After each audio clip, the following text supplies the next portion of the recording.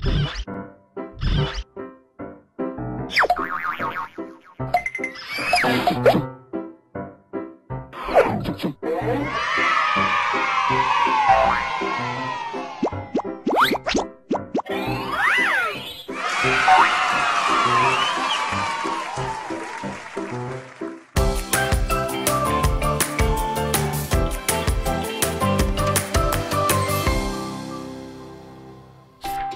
teman-teman kelas 3 di rumah, ketemu lagi sama Sinta dan Dodi. Hari ini kita akan kembali sama-sama belajar dari rumah. Teman-teman di rumah, bingung ya kenapa kita cuma berdua? Pada nyariin Kak Jo ya? Seperti yang udah Kak Jo bilang minggu lalu, Kak Jo harus ke Bandung untuk mengurus kuliah dan Oma yang sedang sakit. Tapi teman-teman jangan sedih ya, kita punya kejutan nih buat teman-teman. Yuk Dut, kita panggil. Yuk. Karara!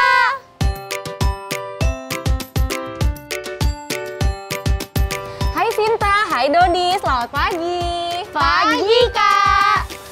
Oke, selamat pagi juga teman-teman kelas 3 di rumah. Kenalin aku Karara, dan Karara akan menemani Sinta dan Dodi dan teman-teman semua belajar dari rumah. Karara dalam rangka apa main ke sini? Kebetulan Karara lagi persiapan magang di Jakarta. Dan Kak Jo kan juga lagi ngurusin pendaftaran kuliahnya di Bandung. Jadi Karara sekalian aja kesini nemenin kalian belajar. Wah, makasih ya Kak, udah mau nemenin kita belajar dari rumah. Sinta jadi ada temen cewek deh. Biasanya Sinta cewek sendiri di antara Kak Jo dan Dodi. Yeay! Yeay! Dodi jadi kangen Kak Jo deh. Tenang Dot, Karara akan temenin Dodi juga. Jangan takut. Nah, sebelum kita mulai, kita berdoa dulu yuk. Biar apa yang kita pelajari hari ini bisa bermanfaat untuk kita semua. Yuk kita berdoa. Selesai. Permisi. Ada siapa tuh? Yuk kita lihat. Yuk. Permisi. Iya Pak. Ini Neng mau nganter beras pesanannya ibunya Dodi. Tadi sudah dibayar tapi berasnya belum diambil. Oke, yaudah Pak, saya bawa masuk dalam ya. Kita bantu Karara bawa masuk ya. Aku bantu bawa satu kantong deh. Aku juga bantu bawa satu kantong ya. Oke.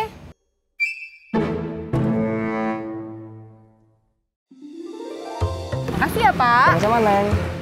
Wah, Bunda belinya banyak ya. Teman-teman di rumah, Sinta dan Dodi baik sekali ya. Sikap mau membantu seperti ini patut kita tiru.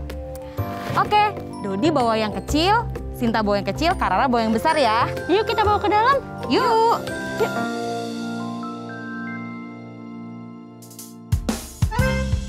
Nah, selesai deh. Berasnya udah kita simpan. Minum dulu deh. Kayak kelihatan banget kalian capek ya angkatin beras.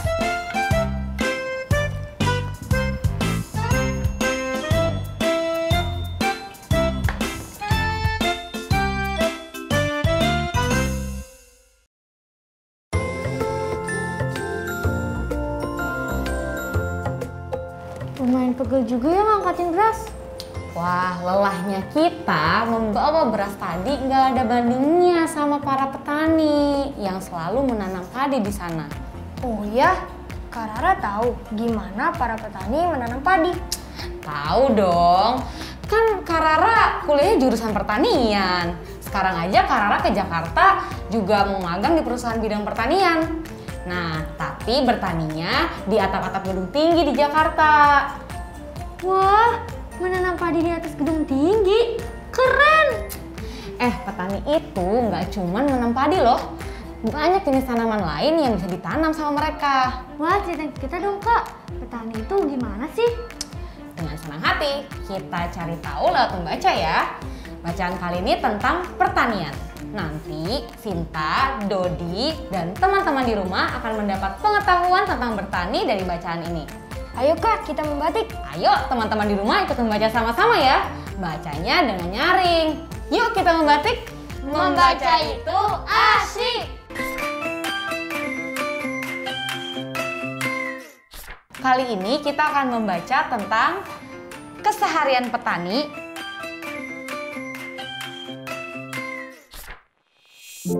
Keseharian petani ditulis oleh Forgelina, diilustrasikan oleh Faris Noval. Apakah kamu tahu tentang petani? Di mana biasanya kamu melihat petani? Apa yang dikerjakan oleh petani? Ayo kita simak keseruan bersama petani. Petani adalah seorang yang bekerja pada bidang pertanian. Biasanya para petani bekerja di sawah, ladang, tegalan, atau kebun. Petani dapat menanam berbagai jenis pertanian. Ada yang menanam padi, ada yang menanam sayuran, ada pula yang menanam buah-buahan. Proses untuk bertani berbeda-beda, tergantung dari apa yang ditanam oleh para petani. Biasanya petani memiliki waktu untuk menanam dan waktu untuk memanen. Petani padi biasanya menanam padi. Ada yang menanam padi di sawah dan ada pula yang menanam padi di ladang. Saat menanam padi, para petani perlu memperhatikan ketersediaan air. Selain itu, para petani juga harus melakukan beberapa tahapan sebelum menghasilkan padi. Perawatan dan pemeliharaan padi biasanya menjadi perhatian para petani. Proses hingga tahapan memanen biasanya membutuhkan waktu sekitar 110 sampai 120 hari. Petani sayuran biasanya menanam berbagai jenis sayuran.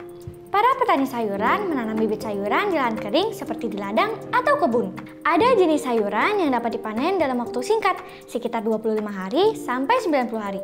Sayur kangkung, selada, bayam, daun bawang, cabai adalah sayuran yang dapat dipanen petani dalam waktu singkat. Saat proses menanam sayuran, para petani sayuran juga memperhatikan perawatan dan pemeliharaan sayuran. Petani buah-buahan biasanya menanam buah-buahan. Mereka menanam bibit buah di lahan kering seperti ladang atau kebun. Petani buah-buahan biasanya memanen buah-buahan 2-3 kali atau lebih dalam setahun. Buah-buahan itu antara lain jambu air, jeruk nipis, mangga, stroberi, jambu biji, pepaya, dan lainnya. Petani buah-buahan juga memperhatikan perawatan dan pemeliharaan buah-buahannya. Mereka melakukan ini supaya buah yang dihasilkan saat panen nanti bagus. Nah, sekarang kamu sudah tahu tentang petani. Ternyata petani bisa menanam berbagai jenis tanaman ya. Kalau tidak ada petani, mungkin kita tidak akan bisa makan nasi, sayuran, dan buah-buahan. Sebaiknya kita tidak menyia-nyiakan nasi, sayuran, dan buah-buahan yang kita makan. Para petani telah bekerja keras supaya kita dapat menikmatinya. Pekerjaan menjadi seorang petani memberikan manfaat bagi banyak orang. Nah, itu tadi bacaan tentang keseharian petani. Coba, ada yang bisa sebutin nggak apa saja jenis pertanian yang ada di cerita tadi? Sinta, Kak, Apa, Sinta? ada petani yang menanam padi, ada yang menanam sayuran, dan ada juga yang menanam buah-buahan, Kak. Wah, benar. Keren. Sekarang siapa yang bisa menjawab di mana biasanya petani bekerja? Dodi, Kak. Iya, Dodi. Di mana? Petani biasanya bekerja di sawah, di ladang, di tegalan, dan di kebun, Kak. Iya, betul. Keren nih, emang hebat adik-adik Karara. Teman-teman di rumah menjawab sama dengan Dodi. Berarti teman-teman benar juga. Keren. Pertanyaan selanjutnya ya. Siapa yang bisa menjawab apa saja pekerjaan seorang petani? Sinta, Kak, Apa, Sinta? petani menanam bibit tanaman, lalu merawat dan memanen tanaman-tanaman itu, Kak. Iya benar, keren banget Sinta. Sinta dan Dodi dua-duanya bisa jawab semua pertanyaan Karara dengan benar semua. Hebat. Kita tos dulu. Teman-teman di rumah berhasil menjawab dengan benar juga. Hebat. Selanjutnya, siapa yang bisa menyebutkan apa perbedaan petani padi, petani sayuran, dan petani buah-buahan? Dodi, Kak. Apa, Dodi? Kalau petani padi perlu memperhatikan ketersediaan air, Kak. Tapi kalau petani sayuran dan buah-buahan perlu memperhatikan perawatan dan pemeliharaan sayuran dan buah-buahan yang mereka tanam. Betul, tapi jawaban Dodi masih bisa disempurnakan dengan menambahkan waktu panen masing-masing tanaman. Jadi untuk petani padi, biasanya dari proses penanaman sampai panen membutuhkan waktu sekitar 110 sampai 120 hari. Kalau petani sayuran, beberapa sayuran dapat dipanen dalam waktu singkat, yaitu selama 25-90 hari. Sementara petani buah-buahan bisa memanen buah-buahannya sekitar 2-3 kali dalam 1 tahun. Oh iya, waktu panennya beda-beda ya Kak? Betul, tapi adik-adik Kak Rara sudah berhasil menjawab dengan benar semua pertanyaannya. Yeay! Sekarang coba tebak ini gambar apa? Dan jelaskan juga tentang gambar itu ya. Teman-teman di rumah ikut menjawab juga ya. Perhatikan baik-baik gambar pertama ini. Jelaskan apa yang kamu pahami tentang kata petani. Jadi Kak, petani adalah seorang yang bekerja pada bidang pertanian Kak. Petani bisa menanam padi, sayuran, atau buah-buahan. Iya benar. Yeay! Sekarang coba Sinta, jelaskan apa yang kamu pahami dari kata panen. Panen adalah memetikkan hasil sawah atau ladang, Kak. Butuh waktu berbeda-beda untuk memanen jenis tanaman yang berbeda. Iya benar. Yeay. Teman-teman di rumah coba juga ya jelaskan ke orang tua kalian di rumah apa yang kalian pahami dari kata-kata bibit dan sawah. Seperti yang tadi sudah dicontohkan oleh Sita dan Dodi. Jangan lupa juga buat gambarnya ya. Yang semangat ya teman-teman menjelaskannya. Iya benar. Yuk sekarang kita baca 5 kata. Ayo, Kak. Teman-teman di rumah ikut membaca semua kata yang muncul di layar ya. Yuk kita balima. Baca 5 kata.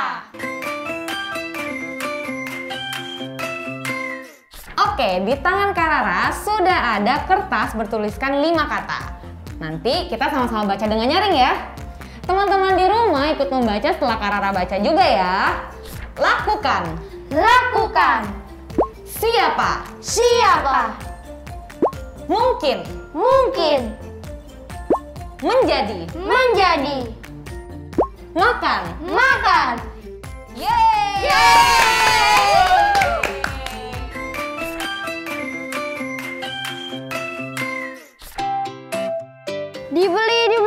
Dibeli Bang, Neng. Nih ada pisang goreng, ada ubi goreng juga, dibeli. Ayo Bang, Bu, beli Bu, ada pisang goreng, ada ubi goreng, ayo silakan masih hangat. Harganya berapa, Bang? Ini pisang gorengnya harganya Rp1.000. Kalau ubi gorengnya Rp900. Kalau aku punya uang Rp2.000, cukup nggak ya untuk beli pisang dan ubi goreng? Lalu kembaliannya ada nggak ya? Teman-teman di rumah bisa bantu perkirakan?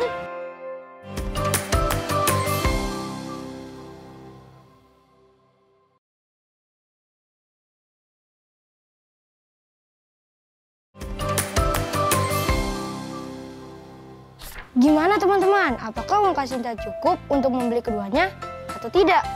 Kalau cukup, apakah ada kembaliannya? Wah, banyak yang jawab cukup ya?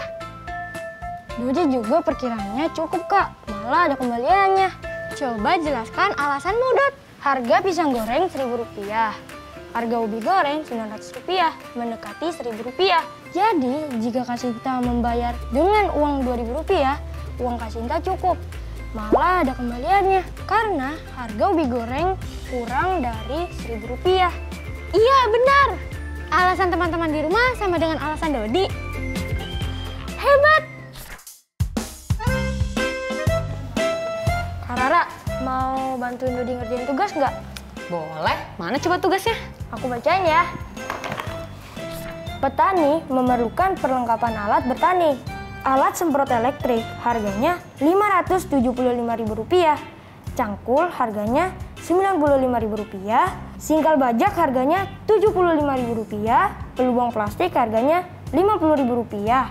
Alat serbaguna harganya Rp195.000 Kak. Oke, lalu? Petani mempunyai uang sebanyak Rp600.000. Petani memerlukan 1 alat untuk tiap jenis. Apa saja yang petani dapat beli? Berapakah yang harus dibayar? Nah, untuk mengerjakan soal itu, kamu perlu buat tabel kemungkinan. Buat kolom yang berisi alat-alat pertanian, lalu kolom harga. Kemungkinan pertama, ya, kita masukin dulu 1 alat semprot yang tadi harganya Rp575.000. Jika uang yang dimiliki oleh petani Rp600.000, kira-kira masih cukup nggak untuk beli alat lain? Kayaknya nggak cukup deh Kak. Rp600.000 dikurang Rp575.000, sisanya Rp25.000, Kak. Nggak ada alat yang harganya Rp25.000, Kak. Iya benar, jadi kita masukin kemungkinan pertama ke dalam tabel tadi ya. Kemungkinan pertama yang bisa dibeli dengan uang Rp600.000 adalah hanya satu alat semprot yang seharga Rp575.000, Dot. Lalu kemungkinan kedua gimana? Kita coba jumlahkan dulu harga alat-alatnya ya. Nih, cangkul Rp95.000, ditambah singkal bajak Rp75.000, ditambah pelubang plastik Rp50.000, dan ditambah alat serbaguna Rp195.000, jumlahnya adalah Rp415.000. Kira-kira jika ditambah alat penyemprot, cukup gak uangnya, Dot? Enggak, Kak. Karena tadi kita sudah menghitung. Uang petani tidak cukup, hanya akan bersisa Rp25.000 jika membeli alat semprot. Benar, jadi kita sudah dapat kemungkinan kedua ya. Kita masukkan lagi ke dalam tabel. Jadi alat-alat yang bisa dibeli petani hanyalah cangkul, singkal bajak, pelubang plastik, dan alat serbaguna. Total harganya adalah Rp415.000. Jadi jawabannya ada dua kemungkinan ya, Kak. Petani bisa membeli hanya alat semprot saja dengan harga Rp575.000. Atau bisa membeli cangkul, singkal bajak, pelubang plastik, dan alat serbaguna seharga Rp415.000, Kak. Iya benar. Teman-teman di rumah sudah mengerti juga kan? Mau contoh soal lagi? Wah Dot, teman-teman di rumah mau dikasih contoh satu soal lagi nih. Oke Kak, udah dibacakan ya. Ini adalah daftar harga perlengkapan alat petani. Alat semprot elektronik harganya Rp595.000, cangkul harganya Rp95.000, singkal bajak harganya Rp75.000, pelubang plastik harganya Rp50.000, alat serbaguna harganya Rp195.000. Pertanyaannya, jika uang petani Rp700.000, berapakah banyak alat yang dapat dibeli petani? oke, kita buat lagi nih tabelnya seperti tadi. Kemungkinan pertama adalah petani membeli satu alat semprot dan satu cangkul. Harganya Rp595.000 ditambah Rp95.000 menjadi Rp685.000. Masih bisa membeli alat lain gak, Dot? Nggak bisa, Kak. Sisa uangnya hanya Rp15.000. Nggak cukup untuk membeli alat lain. Ya betul, berarti kita coba kemungkinan kedua sekarang. Jika petani membeli satu buah alat semprot, ditambah satu buah singkal bajak, harganya menjadi Rp595.000. Ditambah Rp75.000 menjadi Rp665.000. Masih bisa beli alat lain nggak, Dot? Nggak bisa, Kak. Uang yang tersisa hanya Rp35.000. Nggak cukup untuk beli alat lain. Iya, kalau gitu kita coba lagi kemungkinan ketiga. Jika petani beli satu buah alat semprot dan satu buah alat pelubang plastik yang harganya Rp595.000 ditambah Rp50.000 menjadi Rp645.000. Nah, ini masih bisa beli alat lain nggak, Dot, petaninya? Nggak bisa juga, Kak. Uang yang tersisa hanya Rp55.000, Kak. Tidak cukup untuk membeli alat lain. Oke, kalau gitu kita coba lagi kemungkinan keempat ya. Jika petani membeli satu cangkul, satu singkal bajak, satu pelubang plastik, dan satu alat serbaguna yang harganya Rp95.000 ditambah Rp75.000 ditambah Rp50.000 ditambah Rp195.000 menjadi Rp415.000. Sekarang uangnya masih cukup nggak buat beli alat lain? Enggak, Kak. Sisa uangnya hanya Rp285.000. Tidak cukup untuk digunakan membeli alat semprot. Iya benar, jadi uang yang dimiliki petani tidak cukup jika ingin digunakan untuk membeli seluruh alat. Ada 4 kemungkinan alat apa saja yang bisa ia beli dengan uang Rp700.000.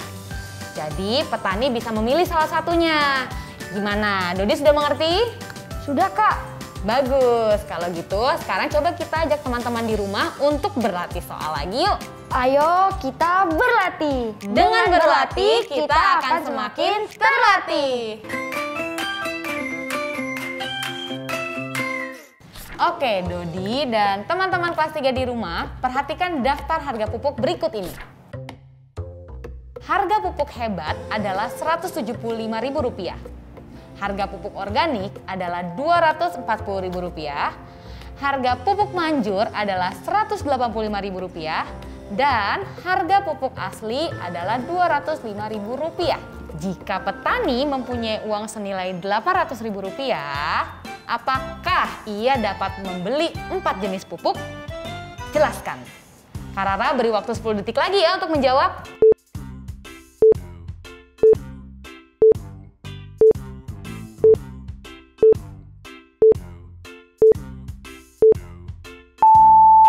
Oke, sudah selesai 10 detik. Teman-teman di rumah kembali cek jawabannya dengan jawaban Dodi ya.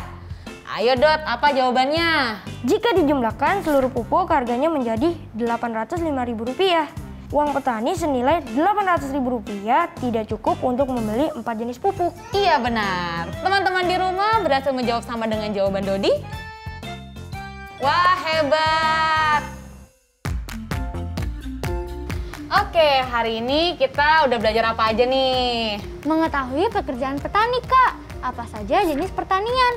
Ada padi, sayur, dan buah-buahan. Iya benar. Lalu apa lagi? Kita juga mengetahui di mana mereka biasanya menanam. Biasanya petani menanam di sawah, ladang, tegalan, atau kebun. Iya benar, dari bacaan berjudul Keseharian Petani, kita mengetahui juga waktu panen tanaman itu berbeda-beda ya. Apalagi yang udah kita pelajari tadi. Memperkirakan Kak, berapa alat pertanian yang bisa dibeli oleh seorang petani menggunakan uang Rp600.000? Hasilnya ada 2 kemungkinan Kak. Hanya bisa membeli 1 alat semprot atau 1 cangkul, 1 singkal bajak, 1 pelubang plastik, dan 1 alat serbaguna. Iya benar, banyak ya yang sudah kita pelajari hari ini. Semoga bermanfaat untuk kita semua. Saatnya pamit nih ke teman-teman di rumah. Terima kasih kepada teman-teman kelas 3 yang masih ikut kita sama-sama belajar dari rumah ya. Terima kasih juga untuk ayah dan bunda yang masih setia menemani teman-teman kelas 3 belajar dari rumah. Jangan lupa tetap terapkan 5M, memakai masker, mencuci tangan, menjaga jarak, menghindari kerumunan, dan mengurangi mobilitas agar kita bisa sama-sama memutus rantai penyebaran virus COVID-19. Kita ketemu lagi besok ya. Sampai jumpa! Sampai jumpa! Sekarang tetap belajar dari rumah ya teman-teman. Ingat, jaga jarak, rajin mencuci tangan, dan pakai masker agar kita mencegah penyebaran COVID-19. Sampai jumpa!